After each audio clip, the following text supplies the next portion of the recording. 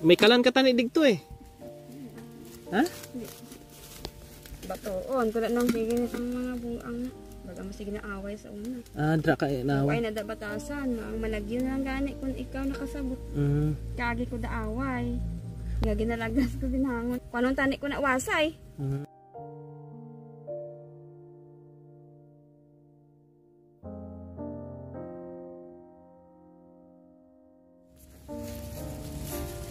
May dala tayong kaldero. Yung makain niya ngayon mga kabayan. Nagsasaing po siya. Nagluluto siya ng kanyang pagkain. Pinapatong niya lang sa apoy, sa kahoy na sinisindihan niya. Wala pong kalan, wala as in. Minsan tinatali niya lang. Kaya may dala tayo ito. Itong kalan ito bigay ni Ninong Boyet. Kawawa niya talaga si Tina. Habang nandito siya bigyan mo natin ng kung ano yung mga needs niya para kahit paano gumaganda-ganda kunti ang kanyang lagay dito. Samahan nyo ako mga kabayan. Shout out sa inyong lahat ha. Thank you very much sa inyong suporta. Kaninang umaga ay nagpunta tayo dito. Ngayong hapon naman punta naman tayo uli. Dahil sa nakita natin yung sitwasyon niya. Kailangan may lutuan sila maayos. Yung daanan po dito putik. Yeah. Sana nandyan siya ngayon.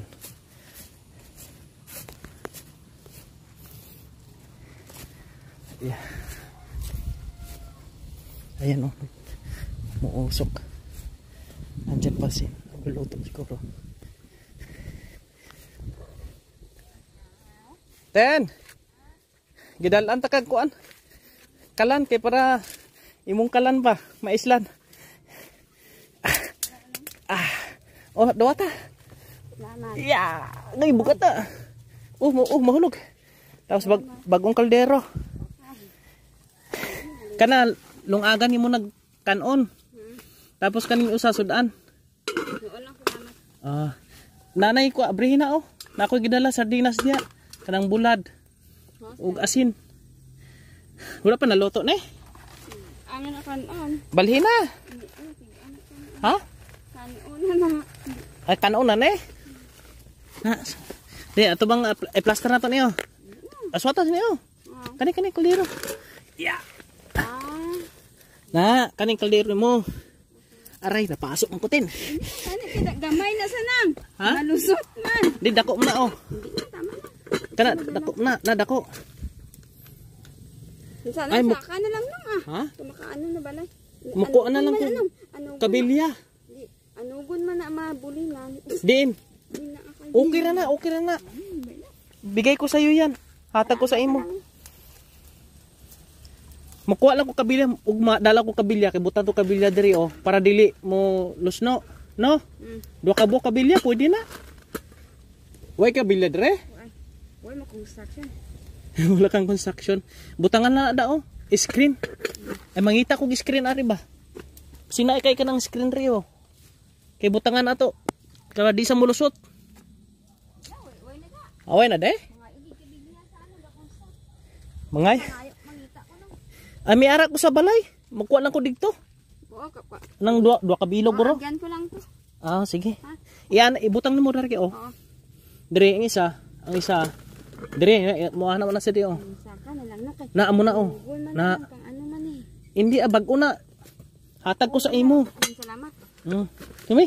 Kanon ka. Wala pa man Way kani. Unsay sudan mo ron? Ay. Kana sardinas diha. Butangan nimo kanang unsa ka munggay garo tinangkong. Itinangkong ka dere? Oo nang giano sa karabaw. Way na. Di. Uy. Nala. Lupok man. Kanang imong mga pinggan, okay pinggan dere. Way. Natumba mo ang balay sa una kang gibiyaan namon dira to pa dinhi. Way na kami naglayas ako mga anak. Ano mo man kami nga way naman balay. Pag udit natumba. Pag may balay ka, mobalik to imong anak. Balo? Way ko ka balo? Hindi sila. Mobalik man to ko sila, nakay balay.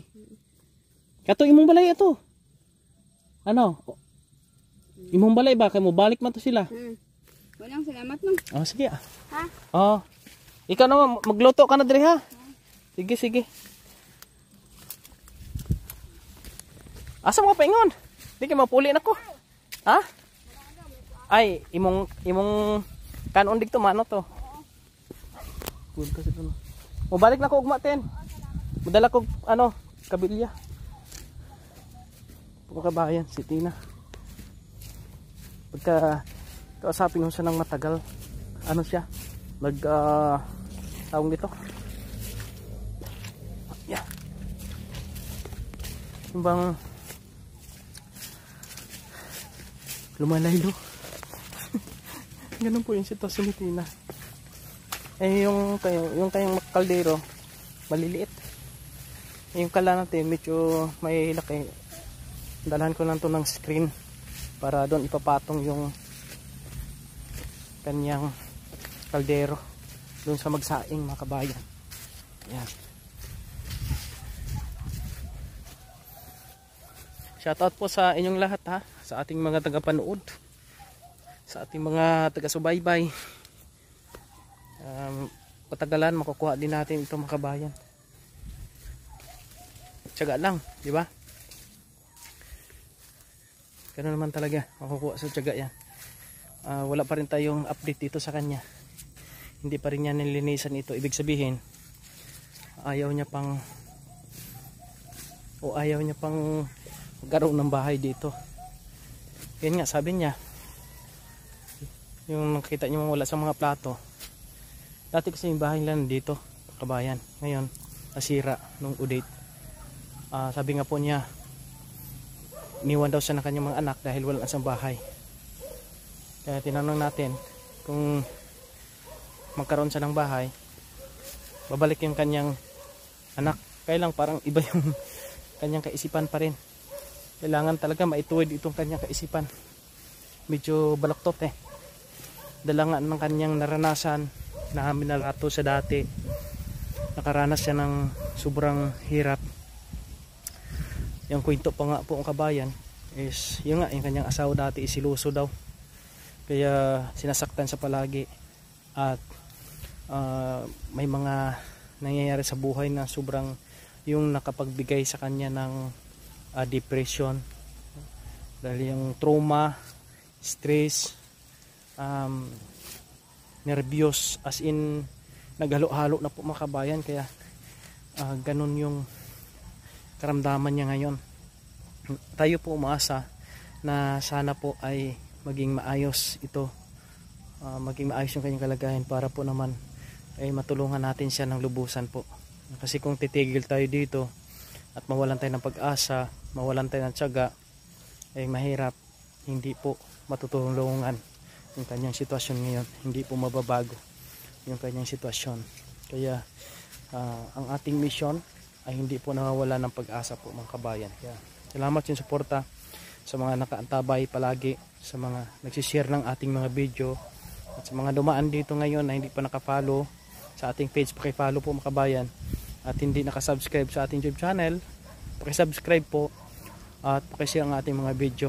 Welcome ang lahat ng mga nais pong tumulong sa ating mission. At yun po ay dinadasal natin sa Panginoon na sana dumami pa ang makatulong sa ating mission po para marami tayong marating mga kababayan. Shoutout sa inyong lahat ha, sa ating mga followers, subscribers, supporters and sponsors. Maraming salamat po. Lagi niyong maaasahan, kaibigan at sandalan, kailanman di nagsawang tumulong sa nangangailangan niyang mga kababayan.